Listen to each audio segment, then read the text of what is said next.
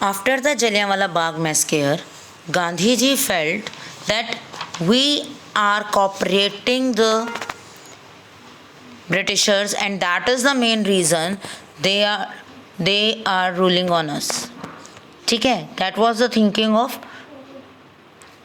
Mahatma Gandhi. Clear? So they decided to not to cooperate with the Britishers.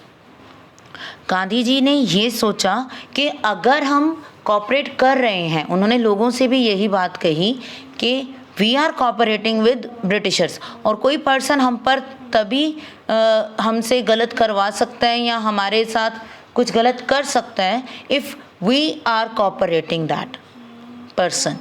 Okay, तो same happened in our country. According to Gandhi ji, the British rule was established and survived in India with the cooperation of Indians. तो अगर Indians refuse कर देंगे cooperate करना तो Britisher had to go to their country. ठीक है, तो अगर Indians refuse to cooperate, British rule would collapse and swaraj would come. Okay, and for that they took an action. The Congress session at Nagpur in December 1920 ratified Gandhiji's call non-cooperation, non to cooperate with government. Congress की session दिसंबर 1920 में कांग्रेस का session हुआ नागपुर में. Session means meeting, annual meeting होती थी कांग्रेस की. तो कांग्रेस की नागपुर में जो मीटिंग हुई उसमें उन्होंने कॉल किया फॉर नॉन कोऑपरेटिंग मूवमेंट का. ठीक है, it means not to cooperate with government, कि हमें गवर्नमेंट के साथ कोऑपरेट नहीं करना है. Okay, so what did they do in this? उन्होंने कौन से एक्शंस लिए, क्या वर्क किया not to cooperate with government? Firstly, they renouncing of titles and honors given by British. British ने जो टाइटल्स दिए थे और जो ऑनर, जो सम्मान दिया था लोगों को, वो वापस करना स्टार्ट हो गए. ठीक है, they just give back to the Britishers. We don't want your respect and we don't want your titles. We are happy as an Indian. ठीक है, तो this type of work firstly start किया. जो बड़े लोग थे, जो रिच पर्सन्स थे, जिनके पास टाइटल्स थे, उन लोगों ने अपने टाइटल्स वापस करने स्टार्ट कर दिए.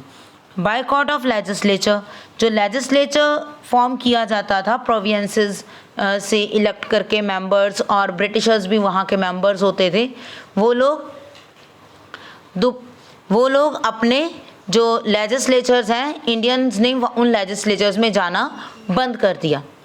ठीक है, because legislature just doing the work according to the British government. They pay no heed to the Indian demands. They are doing just the things whatever the Britishers wanted. ठीक है, तो they just boycotted the legislature. Indian leaders ने legislatures में, विधान पालिका जिसे हम बोलते हैं, उसमें जाना बंद कर दिया. Boycott of school and colleges by students and teachers.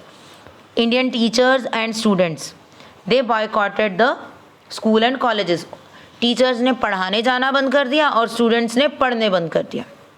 ठीक है, now nobody was going to the schools and colleges.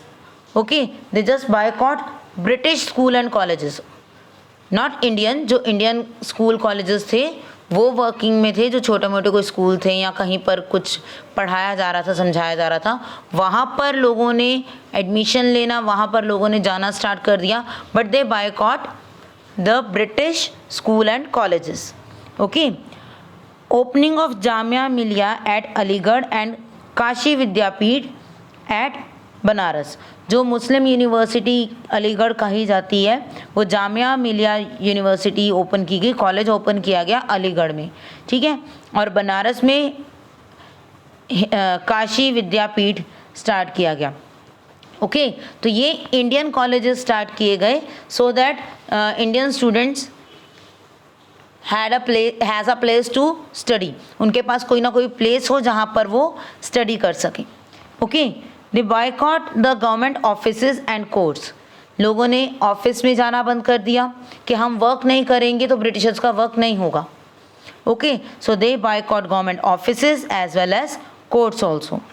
Bonfire of foreign goods, foreign की जो गुड्स से जितना भी गुड्स फॉरेन से सप्लाई हो रहा था, उन सब गुड्स को बोनफायर एक प्लेस पर कलेक्ट करके इकट्ठा करना स्टार्ट कर दिया. बोनफायर क्या होती है? बोनफायर मीन्स जब हम कैंप में जाते हैं तो वहाँ पर सेंटर में एक फायर बर्न की जाती है, तो वो बोनफायर होती है सेंटर में. तो सेम जो ब्रिटिश गुड्स थे उन गुड्स को कलेक्ट करके सेंटर में कलेक्ट किया जाता था and then bonfire these goods. Hartal and strikes all over the country, पूरी कंट्री में हड़ताल और स्ट्राइक्स की जा रही थी, प्रोटेस्ट किया जा रहा था, ब्रिटिशर्स के अगेंस्ट वॉइस रेज की जा रही थी कि what you have done that is all wrong. Okay, after 1919 the struggle against the British rule took the form of mass movement which involved peasants, tribals, students, workers, traders, women, etc.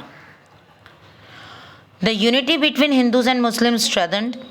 When the non-cooperate movement was launched, people wholeheartedly participated in it. The Britishers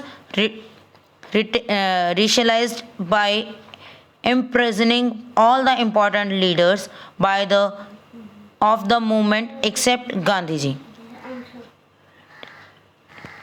Okay, so after Jallianwala Bagh massacre and the Rowlatt Act 1919, everybody was in anger and they just wanted to raise their voice, and when the non-cooperation movement started or launched, they get a platform to protest against Britishers. उन्हें एक जगह मिल गई जहाँ पर वो Britishers के against protest कर सकते थे. उन्हें एक मोटिव मिला कि हाँ, हमें हमारे लीडर्स ने गवर्नमेंट को कॉपरेट करने से मना किया है. So they get a platform to perform, to show their anger.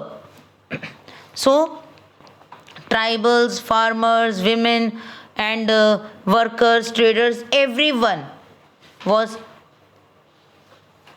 participating in that movement. Okay, they all involved in these mass movements. Clear?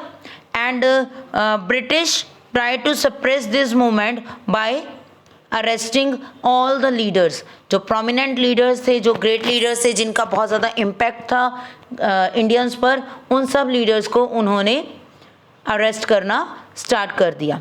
Okay, accept Gandhi ji. उन्होंने गांधी जी को अरेस्ट नहीं किया because he was the main leader and उनके against कोई ऐसा violence का या कुछ भी ऐसा सामने नहीं आया था. So just they arrested other people के इन सब ने भड़काया है, इन सब ने ऐसे स्पीचेस दी हैं जिससे लोग वायलेशन कर रहे हैं, तो वो सब वायलेंस कर रहे हैं, तो ये सब चीज़ें कहकर उन्होंने लीडर्स को अरेस्ट करना स्टार्ट कर दिया.